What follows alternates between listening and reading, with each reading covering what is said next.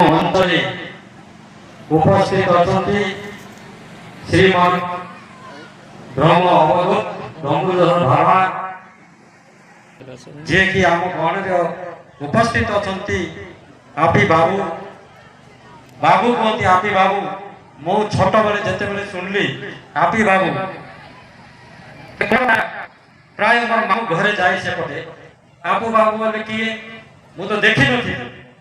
ତାପରେ ଗୋଟେ ବଡ଼ ହେଲା ପରେ ଥରେ ଗଲି, ଦେଖିଲି ଯେ ତେଣୁ ଏଠାରେ ଉପସ୍ଥିତ ଥିବା ସମସ୍ତ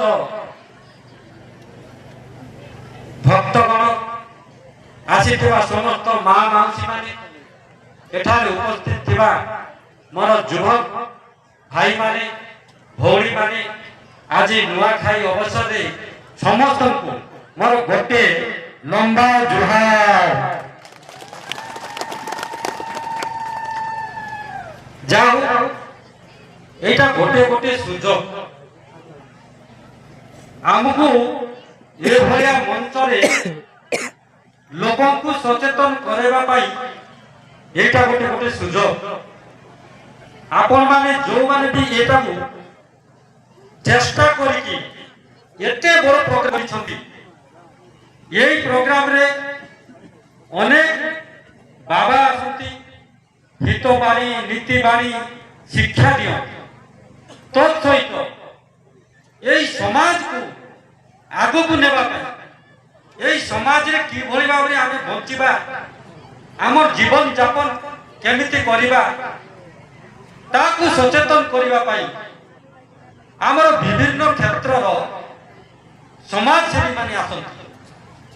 ଆମେମାନେ ଆସିଛୁ, ଆମେମାନେ ଆସିଛୁ ରାଜନୈତିକ କ୍ଷେତ୍ରରୁ, ଆଉ ଏମିତି ଅନେକ ଲୋକ ଅଛନ୍ତି, କିଏ ତ ବ୍ୟବସାୟ କ୍ଷେତ୍ରରୁ ଆସିଥିବେ, କିଏ ତ କୃଷି କ୍ଷେତ୍ରରୁ ଆସିଥିବେ, କିଏ ଏମାନଙ୍କ ଦ୍ୱାରା ଆମେ କିଛିଟା ଜାଣିବା, କିଛିଟା ଶିଖିବା,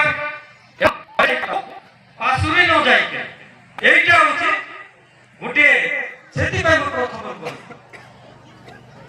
এই ମଞ୍ଚ ଆମକୁ ସୁଯୋଗ ଆଣିବ, ସୌଭାଗ୍ୟର କଥା। ସେମାନଙ୍କୁ ମୋର କୋଟି କୋଟି ଧନ୍ୟବାଦ। ଅନେକ କାଳରୁ ଆମର ପୃଥିବୀ ପୃଷ୍ଠରେ ସନାତନ ଧର୍ମ, ଯୋଉ ଧର୍ମ କି সেটা যেତେବେଳେ পৃথিবী সৃষ্টি ହେଲା সেবেঠাରୁ সেই ধর্ম। তারপরে পরে ଆପଣମାନଙ୍କର ଯେତେ ପୃଥିବୀରେ ଅଛି ବର୍ତ୍ତମାନ ଧର୍ମ, ମୁସଲିମ ହଉ, ଖ୍ରୀଷ୍ଟିଆନ ହଉ, ବୌଦ୍ଧ, ଅନେକ ପ୍ରକାର ଧର୍ମ ଅଛି। সেই ধর্ম কিন্তু ସବୁଠାରୁ ପଛରେ। ଅର୍ଥାৎ ଭାରତ ବର୍ଷରେ ଯେତେ এই ধর্মের স্থলী হচ্ছে ভারতবর্ষ। যেতে ভাগ্যবান আমি, কলা সংস্কৃতি পরম্পরা বহন করা দেশ হচ্ছে আমার ভারতবর্ষ।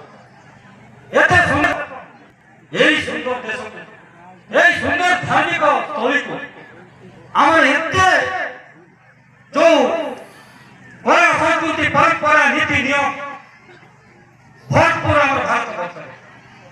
কিন্তু আমার দায়িত্ব ଅଛି, আমার কর্তব্য ଅଛି, এই ধর্মକୁ ଆମେ କାଳ କାଳ ପାଇଁ କେମିତି ରକ୍ଷା କରିକି ରଖିବା, এই ଧର୍ମକୁ ଆମେ ଆଗକୁ କେମିତି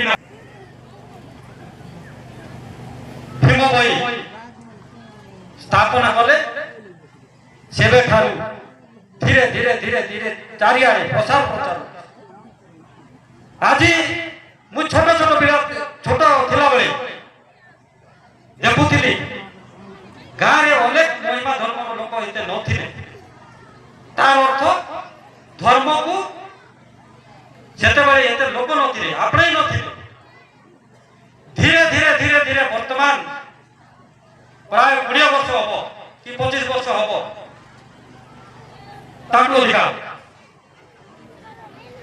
ଏବେ ପ୍ରତି ଗାଁରେ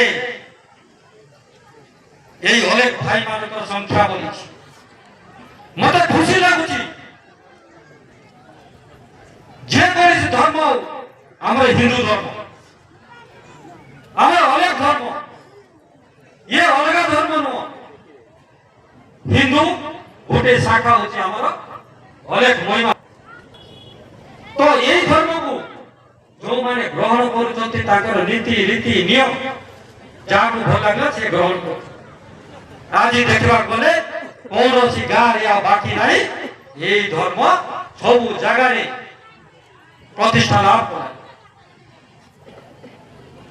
तेणु मु तो खुशी गोटे कथा कह आम धर्म रक्षा तो करुचे आम रीति और नीति को पालन कर रीति और नीति एटा दुईटा शब्द यही शब्द समस्त बुझा दरकार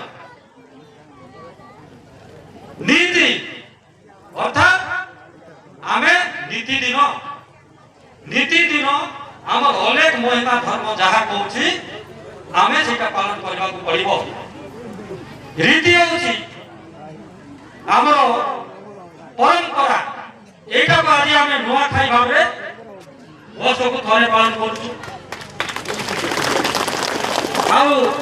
आपण पूर्णिमा